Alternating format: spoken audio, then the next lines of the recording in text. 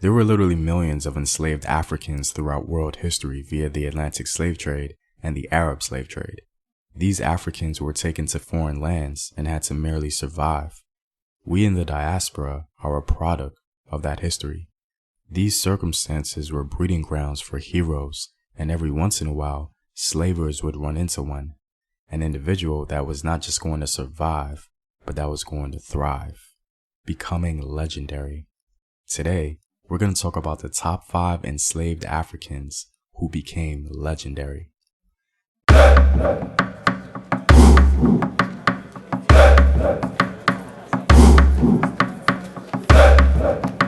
What up, African world? It's Home Team here, and I'm back at it with another video of African history, culture, and worldview. And as usual, if you like these videos and would like to support in its continued production, gaining access to sources, courses, and exclusive videos, you can support the Home Team on patreon.com.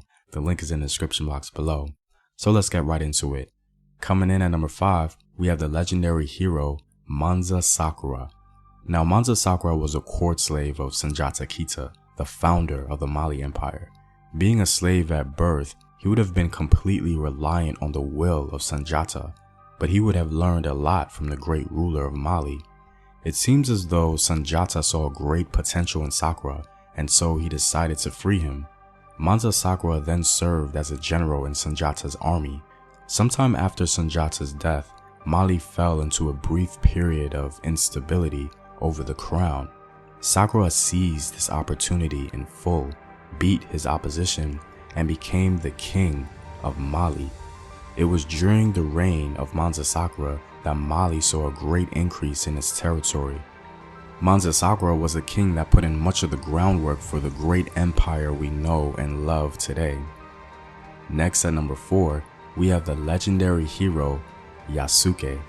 Now, some may be surprised he's not as high on the list, but remember, out of the millions of unnamed enslaved Africans, his name survives for us today.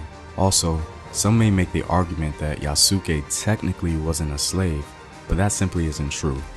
Yasuke had little to no control over his profession, at least initially. Yasuke was an African who was offered to Oda Nobunaga in 1581 as a tribute by the Italian Jesuit Alessandro Velegnano. Yasuke became so beloved by the Japanese ruler that he acquired the esteemed title of samurai. He was originally believed to be from Mozambique. The Japanese were very intrigued by Yasuke as they had never seen an African, and Oda Nobunaga took great interest in him.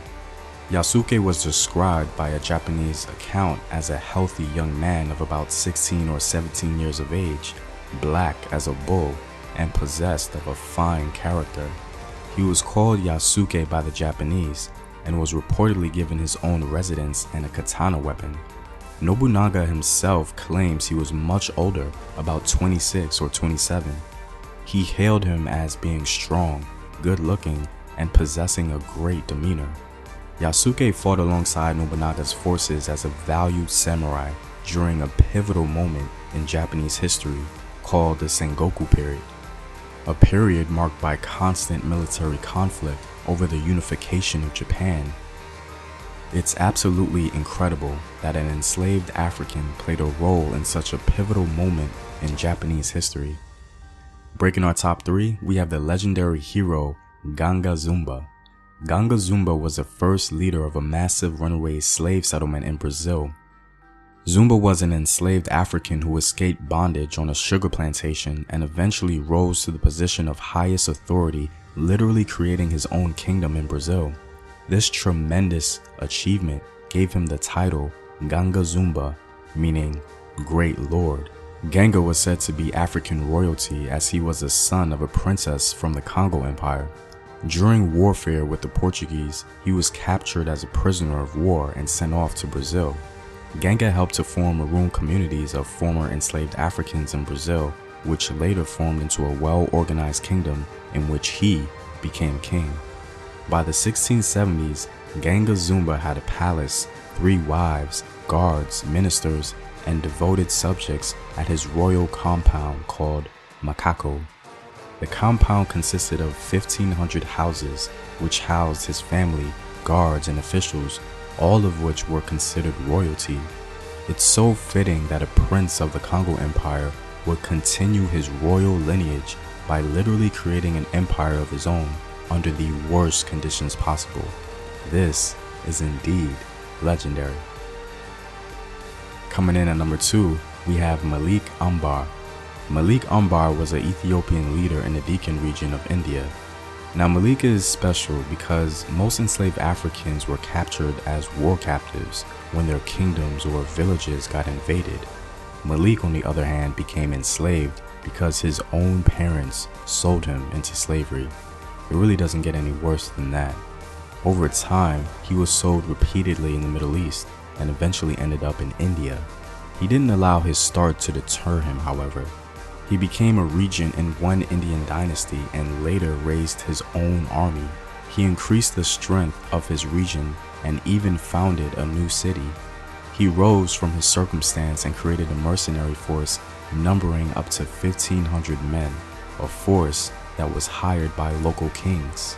He's regarded as a pioneer in guerrilla warfare for that region in India, and one of his many accomplishments includes humbling the might of the Mughals, even though they eventually gained the upper hand. Malik Ambar was a great statesman and soldier, and he's a testament to the legacy of Africans in India. And finally, coming in at number 1, the greatest legendary former enslaved African hero has to go to Gasper Yanga. Gasper was an enslaved African leader of a Maroon colony in the highlands of Veracruz, Mexico during Spanish rule. Some scholars proclaim that Mexico had the second largest number of enslaved Africans after Brazil. Around 1570, Yanga led a band of slaves in escaping to the highlands near Veracruz. Under Gasper's leadership, they successfully and fiercely fought to maintain their freedom for more than 30 years in the Mexican highlands. The Spanish sent troops in attempts to take over the territory and re-enslave Gasper and his community. Their attempts were greatly frustrated by the Maroons, and the Spaniards could not at all gain a conclusive victory for years. Heavy losses on both sides drew the Spaniards to sign a treaty based on Gasper's terms in 1618. Like Ganga Zumba, Gasper Yanga was said to be a member of a royal family, a prince from modern-day Gabon.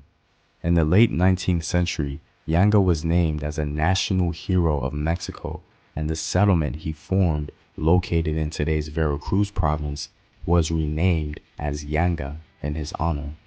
Today, the town reportedly hosts the Carnival of Negritude every August 10th in honor of a legendary African hero. Gasper is no doubt one of the greatest African princes in world history and a legendary African hero. Well, I'm all out, guys. If you like these videos and want to support in its continued production, you can do so on patreon.com. The link is in the description box below. Know thyself. Remember your ancestors. Peace.